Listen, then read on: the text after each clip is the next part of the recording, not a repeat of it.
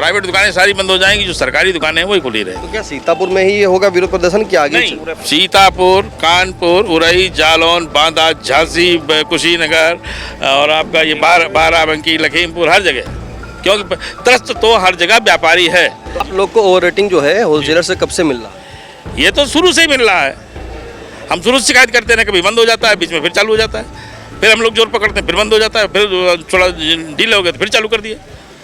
ये तो मौका ही देखते रहते हैं। यही तो समस्या है। हम लोग कहाँ बेचेंगे? दुकान बंद कर देंगे और क्या है। जब हम लोगों को निर्धारित मूल्य मिलेगा तब हम लोग बेचेंगे, अन्यथा दुकान बंद करके और जो है लाइसेंस डीएम साहब को सौंप देंगे। और क्या करेंगे हम लोग? इसमें कंपनियां मतलब जो है अपना माल बेचती हैं अनैतिक तरीके से, और बड़े ऊपर बैठे हुए अधिकारी इस चीज़ का मतलब जो है पैसे लेते हैं, हमको लगता है।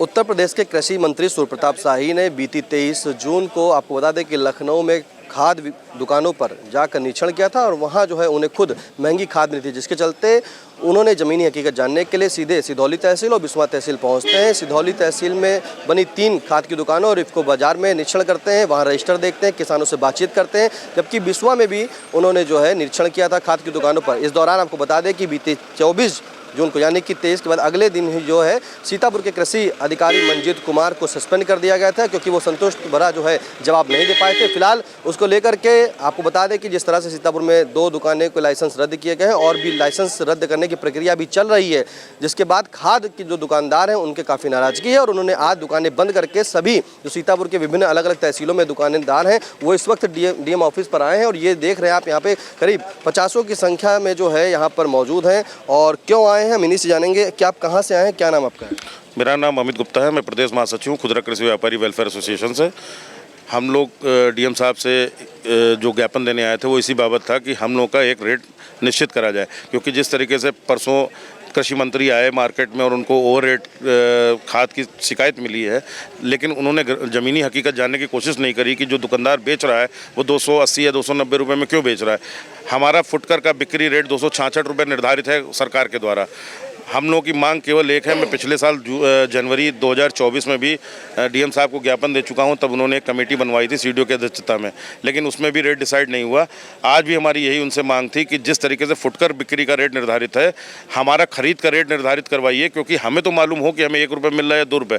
जब 55 रुपये 60 रुपये के रेट पर हम लोगों को माल मिल रहा है, 15 रुपये का भाड़ा, 3 रुपये की अनलोडिंग प्लस उस पर कुछ टैक्सेशन जाके 80 से 90 रुपये में पड़ रहा है, तो कैसे फुटकर व्यापारी इसको 266 रुपये में बेचेगा? क्या ये व्यवहारिकता है? इस ज़मीनी हकीकत जानने के लिए कृषि मंत्री को इन सब पहलू पे ध्यान देना होगा।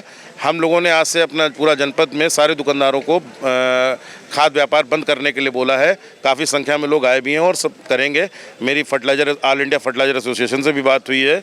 कल से कानपुर, बाराबंकी, जालौन, झांसी, उरई, हर जगह कल से दुकानें बंद होना स्टार्ट हो रही हैं। अगर हम लोगों की मांगे 2-4-5 दिन में नहीं मानी गई तो हम लोग सारे के सारे हर जनपद से लखनऊ मुख्यालय पहुंचकर मंत्री जी से इस विषय पे बात करेंगे और उनका घेराव करेंगे। जब तक हम लोग को ठोस आश्वासन नहीं मिल जाता तब तक हम लोग दुकानें नहीं खोलेंगे। देखिए, आपने दुकानें ना खोलने का ऐलान कर दिया कि दुकानें नहीं खोलेंगे, लेकिन ज़मीनी हकीकत जानने के लिए वो आए थे कि वो उनके पास शिकायत ये थी कि किसानों को महंगी खाद मिल रही है और कालाबाजारी हो रही है। आपको आखिरकार 266 रुपये से महंगी क्यों पड़ रही है? हम लोगों ने जब अपने होलसेलरों से बात करी जहां से हम लोगों को माल प्रोवाइड होता है, तो उन्होंने कहा कि जब कंपनियां 40 से 50 रुपए की इनवॉइस करती हैं तो हम लोग अपना मिनिमम 2-4-5 रुपए का मार्जिन लेके माल बेचते हैं। अब एक्चुअलिटी क्या है ये तो हमको वो नहीं बताते, लेकिन जो हमको वो वर्बली बता रहे हैं वो यही बताते हैं कि 50 रुपये की खाद पड़ती है, हम 55-60 रुपये की खाद बेच रहे हैं। जब 55-60 की वो बेचेंगे या तो वो हमको FOR कर दें, पहुँचा के दे दें, तो चलो हम 66 रुपये में बेच लेंगे। जब भाड़ा भी हम लगाएंगे, उतरवाई भी हम लगाएंगे, तो किस तरीके से हम लोग 66 रुपये में माल बेचेंगे? निर्धारित मूल्य क्या है? फार्मर का केवल निर्धारित मूल्य है 66 रुपया, हम दुकानदारों का कोई भी नहीं है। 266 रुपये 50 पैसा। हाँ। आपको कितने में पड़ रही है इस टाइम पे? यूरिया 260 रुपये में, 260 सादा, 260 के साथ में कुछ ना कुछ वो लगा देते हैं। बाकी ये तो भ्रांतियाँ, कुछ दुकानदार 70 में भी बेच रहे हैं, कुछ 80 में भी बेच रहे हैं, लेकिन जो एवरेज है 260 रुपये के आसपास का रेट चल रहा है। उसके बाद जो भाड़ा लग के देखिए ओवर रेटिंग चाहे 1 रुपये की हो चाहे 1000 रुपये की हो, ओवर रेटिंग तो ओवर रेटिंग है। जो सरकार का रेट निर्धारित है, अगर उससे 1 रुपये भी हम ओवर रेट करते हैं तो वो ओवर रेट की संख्या। देखिए सरकार के रेट से अगर महंगा रेट बिकता है तो ओवर रेटिंग है। आप कहाँ से हैं, क्या नाम है? मैं नेपालापुर आनंद कृषि तकनीकी केंद्र से हूँ। खुदरा कृषि व्यापारी वेलफेयर एसोसिएशन का कोषाध्यक्ष हूँ। अमित प्रजापति मेरा नाम है। अमित जी, जी, खाद की क्या मूल्य निर्धारित है और कितने में आपको मिल रहा है, कितने में बेच रहे हैं? खाद का कोई मूल्य निर्धारित हम लोगों के लिए कोई मूल्य निर्धारित नहीं है, जबकि किसानों के लिए निर्धारित है। 266 रुपये 50 पैसे निर्धारित है और हम लोगों के लिए कोई निर्धारित मूल्य नहीं है। तो ओवर रेटिंग कैसे हो जाती है? ओवर रेटिंग इसलिए हो जाती है क्योंकि हमको जो हम होलसेलर से मूल्य परचेज करते हैं फर्टिलाइज़र, तो उसका कोई रेट निर्धारित नहीं है। वो 260 रुपये 270 रुपये प्लस 30 रुपये की टैगिंग, 40 रुपये की टैगिंग और उसके साथ में देते हैं, प्लस भाड़ा लगता है। तो ये 300 रुपये के आसपास यूरिया कास्ट करती जा करके हमारी दुकान पे। तो हम किस रेट में बेचें आप बताइए? 266 में तो हम नहीं बेच पाएंगे।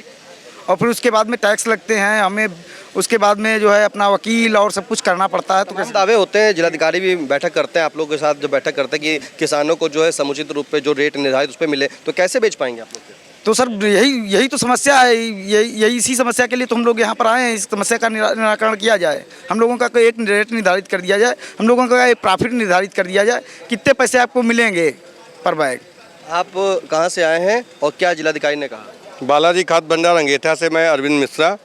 हमने जब अपने थोक विक्रेताओं से बात की इस विषय पे, थोक जो यूरिया के रेट को लेकर के, तो उन्होंने एक आरोप लगाया कि कंपनी, जितनी भी कंपनियां यूरिया की और डीएपी की इस समय प्रेजेंट टाइम में सीतापुर में काम कर रही हैं, वो यूरिया डीएपी के साथ में जितने का माल देती है उससे दूना रेट में मतलब जो है अदरवाइज पेस्टिसाइड वगैरह मतलब उनके जो है लगा देती हैं, जिससे थोक विक्रेताओं को मतलब माल बेचने में बहुत ज़्यादा कठिनाई का सामना करना पड़ता है। इसलिए मतलब थोक विक्रेता अपने माल को बेचते हैं और उसके साथ कुछ न कुछ टैगिंग भी लगा देते हैं, जिससे हमारे फुटकर विक्रेताओं को, हम जैसे मतलब फुटकर विक्रेताओं को जब हम टैगिंग के साथ देखते हैं तो यूरिया का मूल्य मतलब जो है 300 के ऊपर निकल जाता है। 300 के ऊपर? 300 के ऊपर निकल जाता है। ऐसी स्थिति में मतलब जो है हमारे मतलब थोक विक्रेता भी परेशान है, फुटकर विक्रेता भी परेशान है। इसमें कंपनियां मतलब जो है अपना माल बेचती हैं अनैतिक तरीके से और बड़े ऊपर बैठे हुए अधिकारी इस चीज़ का मतलब जो है पैसे लेते हैं, हमको लगता है। क्योंकि एक बोरी के साथ में अगर 266 रुपये की एक बोरी है, उसके साथ में 300 रुपये का टैगिंग ऊपर से कंपनियां कर रही हैं। और जो हमारा थोक विक्रेता है वो भी बहुत परेशान है, फुटकर विक्रेता वो भी बहुत परेशान है। प्रेजेंट टाइम में ज़िले की हालत ये हो चुकी है कि सभी दुकानें बंद हो चुकी हैं। आज की स्थिति में मुश्किल से 3-4 दुकानें मतलब जो है खुला होंगी जो सरकारी हैं। हमारे यहाँ हर क्षेत्र में 1-2 दुकानें खुला होंगी जो सरकारी हैं।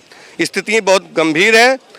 यूरिया की लेकर डीएपी को लेकर के मतलब बहुत ज़्यादा स्थिति गंभीर है। जिले में मतलब डीएपी की आपूर्ति ही नहीं है दुकानों पे। मतलब अब जो है वो खाद मिलने में किसानों को दिक्कतें हैं, क्योंकि इन सभी खाद जो फुटकर व्यापारी हैं उनका कहना है कि जब तक इनका अपने निर्धारित रेट नहीं होगा तब तक ये दुकानें नहीं खोलेंगी। किसानों को तो रेट बता दिया गया कि 266 रुपये 50 पैसे है, लेकिन इनका भी रेट निर्धारित होना चाहिए।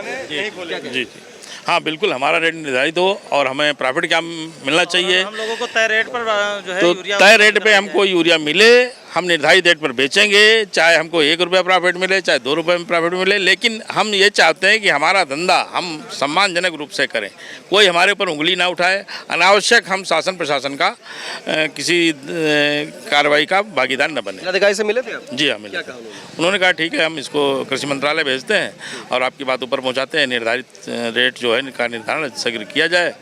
ये बात हम आपकी पहुँचाएंगे, करना तो सरकार को ही है। कब तक दुकानें बंद रखेंगे? जब तक रेट निर्धारण नहीं होगा हम दुकानें बंद कर देंगे। कुल कितनी दुकानें हैं? लगभग जनपद में 1200-1300 दुकान है। तो क्या सभी बंद है? हाँ, लगभग सभी बंद हैं, सरकारी छोड़ के।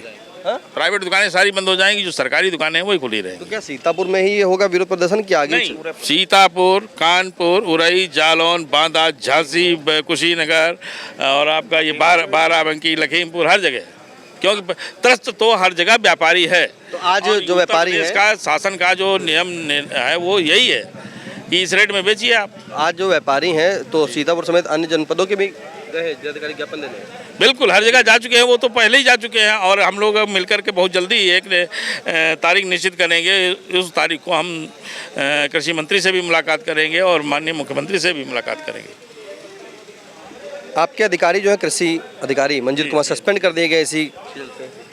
जी हाँ, देखिए हम लोगों का एक उद्देश्य है कि तो निर्धारित रेट पे हमको यूरिया मिले और हमारे रिटेलर जो है निर्धारित रेट पर ही बेचे, किसानों को भी जो है निर्धारित रेट पर ही यूरिया मिले और किसी के बीच में कोई भी कॉम्प्लिकेशन ना होना चाहिए।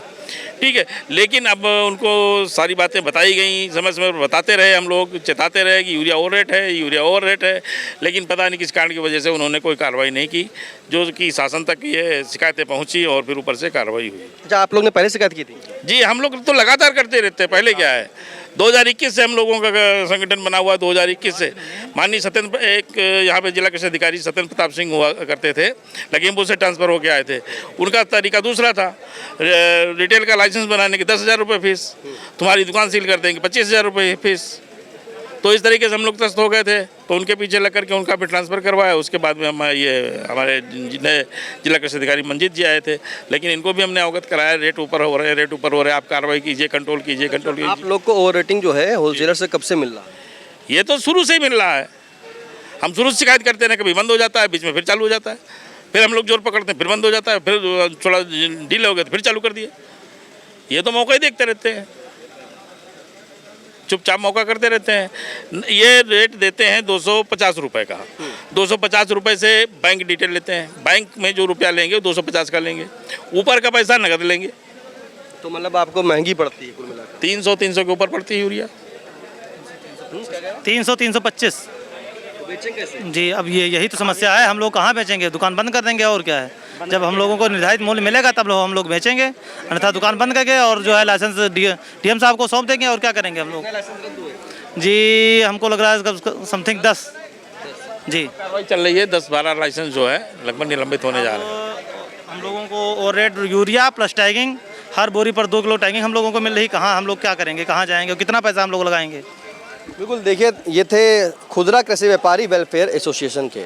ये जिलाधिकारी को आज ज्ञापन सौंपने आए थे। ज्ञापन इस बात का था कि किसानों को जहां पर रेट तय कर दिया गया खाद और उसका कि 266 रुपये 50 पैसे खाद बिकेगी, किसानों को मूल्य निर्धारित है, लेकिन इन दो दुकानदार हैं, इनके सामने ये पीड़ा है कि इनको जब ऊपर से ही वो माल महंगा मिल रहा है, करीब 280, कोई 300 रुपये बोरी मिल रहा है, उसमें भाड़ा मिला करके किसी को बोरी 325 पड़ रही है। तो जब 300 रुपये 325 रुपये इनको बोरी पड़ रही है, तो किसानों को 266 रुपये 50 पैसे में कैसे देंगे?